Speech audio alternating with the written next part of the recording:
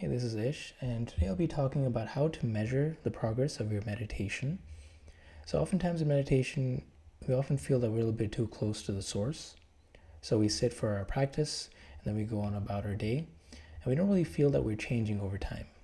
And one thing I would say is you want to put yourself in situations which would have normally affected you and see how you fare. So, the two examples I'm going to give are dealing with your parents and then also dealing with relationships and dating as well. So, Eckhart Tolle once said, the true test of spirituality is to hang out with your parents for a weekend. And this is kind of true in a sense. So, when I first started off my meditation practice, I think I was about 15 or 16, I was just doing about 15, 20 minutes a day.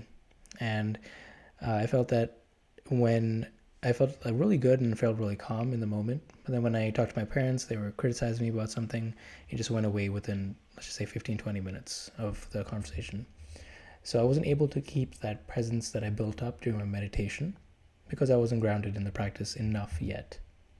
And then I went away for college, and this is when I had bumped up my practice from about 15, 20 minutes a day to about an hour a day. So, and that was more established. And then when I came back home to visit, my parents were still the same. They still talked to me about the same things. But I felt that I was able to keep my calm for a couple more days. So instead of 20 minutes I was able to keep it for, I kept it for about 3-4 days. And then I went away again, and I came back when I was about 23, 24. And at this time, I've been meditating a lot longer, for longer as well. And also been going to longer retreats, like 6, 7 hour, 10-hour meditation retreats. And this time, I noticed that I was able to keep my groundedness and my centered, despite whatever was going on in the background. And that's how I was able to tell that my meditation had actually had an impact in my daily life. And the second example I would bring would be dating and relationships. So I think when I was 17 at the time or 18, I would go on a date or even be involved romantically with a girl, and then things wouldn't work out. And I would just be destroyed for months and months, even though it was very short.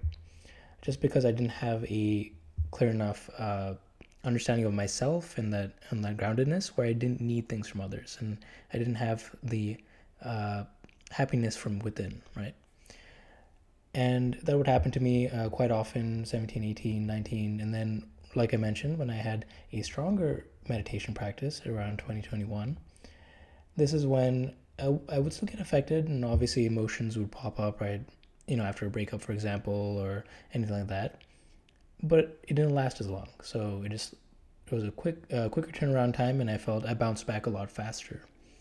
And then take now after a long, almost a decade of practice where I've been going to retreats, like I mentioned. Now, if that were to happen to me, I would still feel upset for sure, but it definitely wouldn't be as long, and I would keep my centeredness. So those are a couple of ways, and you can obviously apply it to your life for whatever it is, for work or school, or if you have kids, you can see how well you react to different situations. So you want to put yourself in situations which have normally would have riled you up and see how well you react to that. The second thing I would say is oftentimes you'll find that friends that you haven't seen in a while, who know an older version of you, when they see you again, they'll kind of make these comments such as, you're a little bit more calm today, or you got this really zen look to you or zen vibe to you.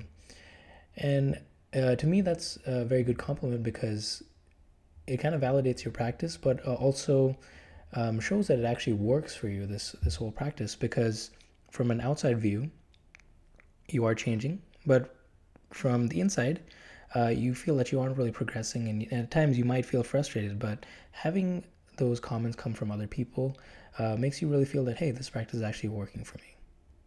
So this is a very short talk, and I hope this kind of gives you a better understanding of how to gauge your practice. And if you also feel that you aren't really getting the benefits right away, that's totally fine.